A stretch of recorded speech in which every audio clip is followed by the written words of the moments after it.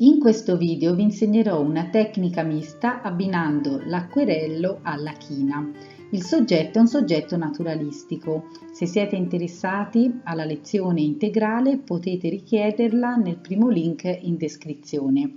Ho iniziato facendo un disegno preparatorio, il soggetto vedrete sono delle foglie, un tralcio, una zucca e anche un uccellino.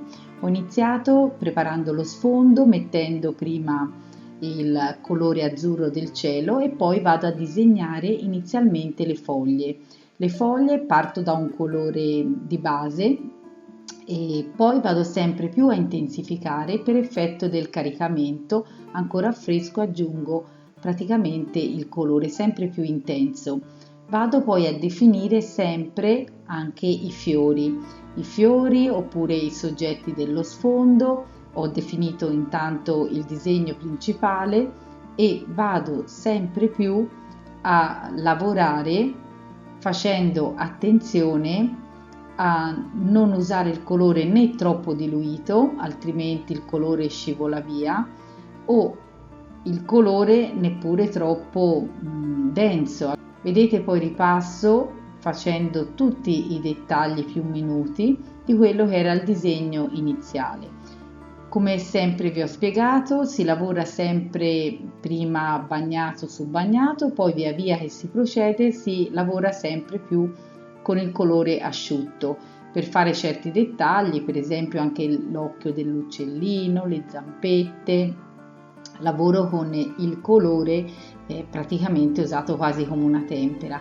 Poi ho preparato una decorazione intorno e questa vado a farla semplicemente con il colore chiaroscurato, un blu, potete scegliere se no un nero, e vado sempre più poi a definire tutti i dettagli. Poi decido di prendere un pennarellino di questi a china e ho scelto un colore marrone leggero proprio per non creare troppo stacco e vado a ripassare un po' tutte le parti, delineando sempre di più quelle che sono le foglie, quelli che sono i tralci e anche il dettaglio per esempio dell'uccellino. Mentre per quanto riguarda la decorazione esterna vado a usare il pennarellino nero sui tralci e su altri elementi che voglio far apparire molto più scuri.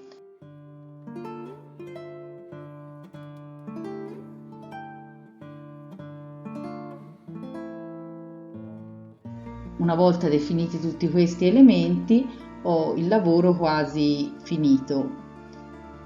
Vi mostrerò poi come con un altro pennellino sempre più fine vado a ripassare tutto dando quel tocco finale che serve a creare il volume sia dei tralci, delle foglie, di tutti questi elementi.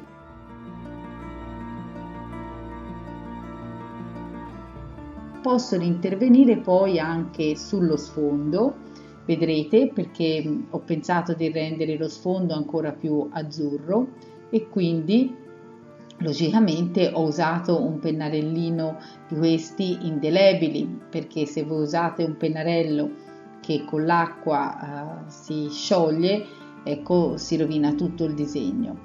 Poi, come vi dicevo, appunto ho preso il blu e ho ripassato in dei punti il colore per renderlo sempre più intenso fino a ultimare a questo punto il lavoro. Grazie per avermi seguita, vi mostro il lavoro finito, eccolo. Se il video vi è piaciuto lasciate il vostro like e iscrivetevi al canale per non perdere tutte le informazioni e tutti i video che pubblicherò.